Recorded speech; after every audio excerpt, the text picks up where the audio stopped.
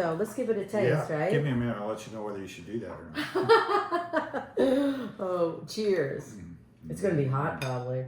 I think my main thing was making sure I didn't overcook the meatballs. You know, so they're like so cooked. Oh, yeah. Do you like it? Very good. Mm-hmm. Well, hi, I'm Amy. So welcome to my little kitchen.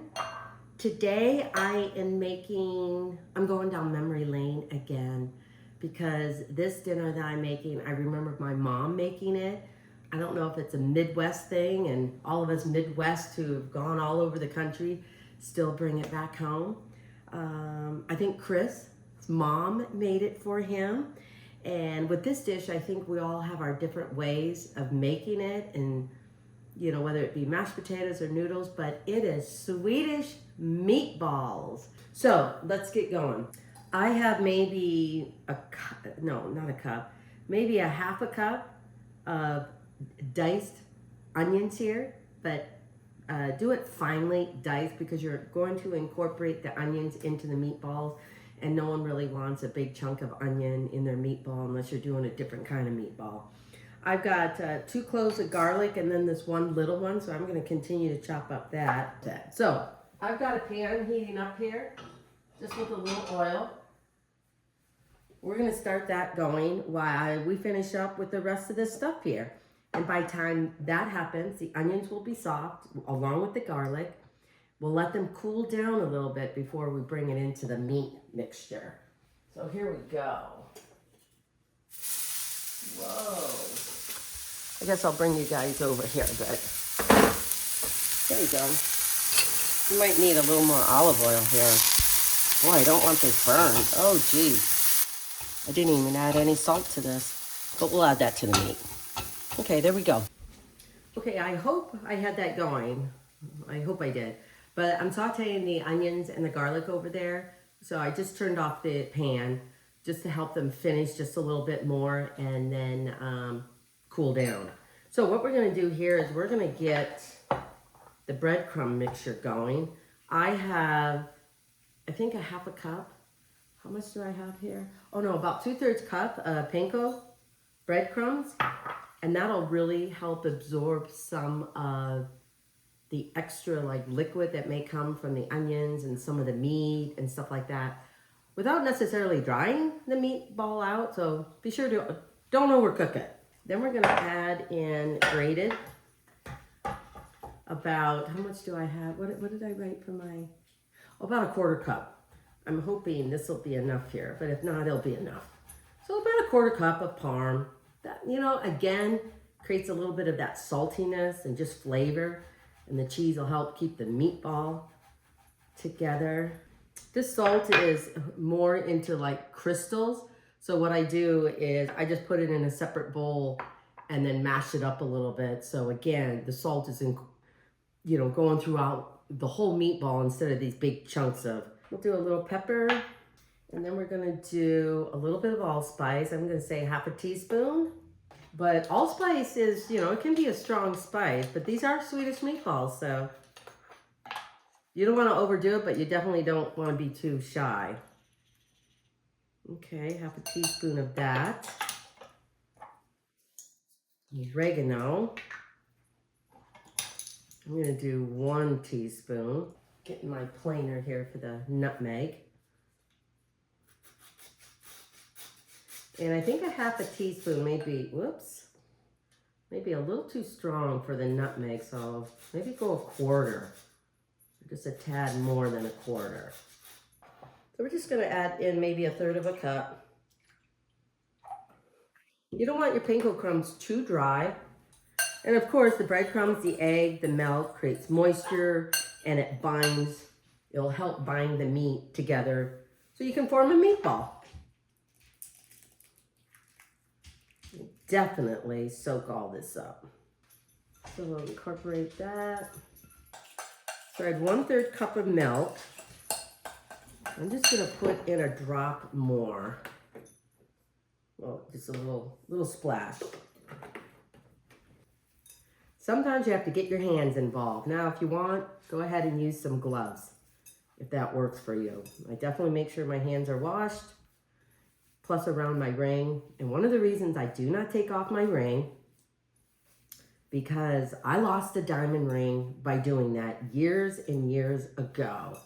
And I told myself I never would. If I needed to, I would, after it's all done, the food or whatever I'm doing, I have a little toothbrush just for my ring, and then I would just brush it, you know, underneath some warm water and do it that way.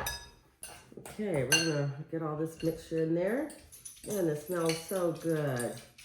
I've got this little teaspoon. You could do tablespoons depending on how large you want your meatballs, but this will be one big heaping teaspoon. So I'm just gonna make meatballs. And when the meatballs have cooled, you know, when you put them in the fridge, they're not as sticky when you make them. Okay, you guys, I finished making the meatballs. Whoa. So there they are. I don't know, there could be 30, 35 of them. We'll see. So I'm just gonna kind of put this plate over here because I'm right-handed. So I'm just gonna just gently lay these in here. So we got, oh, too close. I got my meatballs there. We're doing the meatballs here.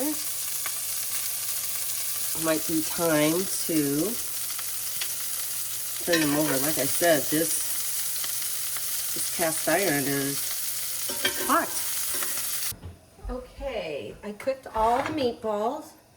They're like a nice, you know, crusty brown, but they're still like cooked in the center, so they're kind of like soft as well. So you don't have a dried out meatball, but I think these turned out really good. I've got water boiling over here because we're gonna go ahead and make the sauce.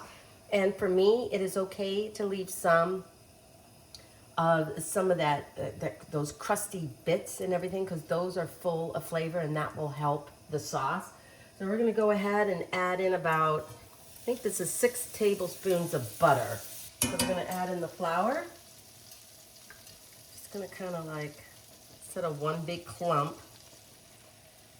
just gonna kind of sprinkle it all around.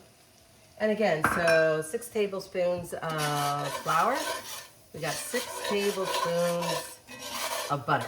Okay, this is about cooked out. So I'm gonna slowly add in my beef broth. I'm gonna start off with 2 cups of water. I'm gonna slowly just increase the heat just a little bit. So we're gonna wait till this thickens up just slightly. Then we're gonna put the meatballs in here. The gravy is cooking. Just gonna wait till it thickens up a little bit. The meatballs are done and the noodles are cooking away.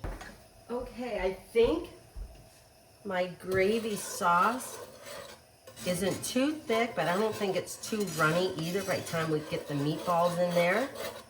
So we're gonna add the meatballs in there, and this will help continue to cook them to make sure they're all cooked inside. I'm gonna add, oh dear. I'm gonna add, oh, I don't wanna take them out. I'm gonna add in about a half a cup of sour cream. There we go. Okay, sorry guys, I forgot to add that before I added the meatballs. I'm bad. We're just gonna continue to cook these so they simmer in the sauce a little bit. We are having Swedish meatballs, you guys. And noodles. Yes, with noodles. You can do it over mashed potatoes too. My grandmother did it over mashed potatoes. Yeah. That's And- what I was used to. And see, I grew up with noodles. Isn't Yeah. that kind of funny? You know, you can kind of taste the hint, if you can notice it. A little bit of nutmeg and cloves. No. Oh, no, nutmeg and allspice. And there's just a hint of it. Well, see, I like that not any one particular ingredient Yeah. stands out. Altogether, just there's a lot of different flavors going Yeah. on, and it's just, yeah, it's wonderful. 'Cause it And kin- you definitely didn't overcook it. It's Oh, very, good. It's very tender. Oh, good. No, you did good. Honey. Ah, We Thank you, babe. We should do this more often. Oh, should we? Well, sorry about that, you guys. My camera just suddenly died on me and I didn't have enough storage. So anyway, check it out and keep gathering around the table with your family and friends. So, thank you.